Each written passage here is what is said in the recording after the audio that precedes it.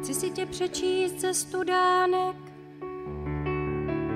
ze živé vody tvých pohledů, co září ruší i můj spánek,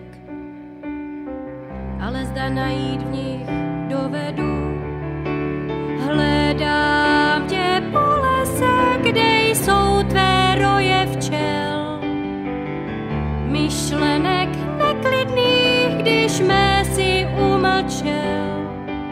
A jsem teď celá z bílých laní, koloušků hnízd a naslouchání.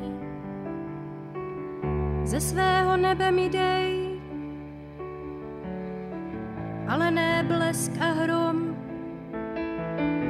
skřivánčí písní mé jaro provázej, když krajky svatební v máji si vysní. Hledám tě po lese, kde jsou tvé roje včel, myšlenek neklidných, když mé si umlčel. A jsem teď celá z bílých laní, koloušků hnízd a naslouchání. Až se tvé slunce k mým ústům nakloní,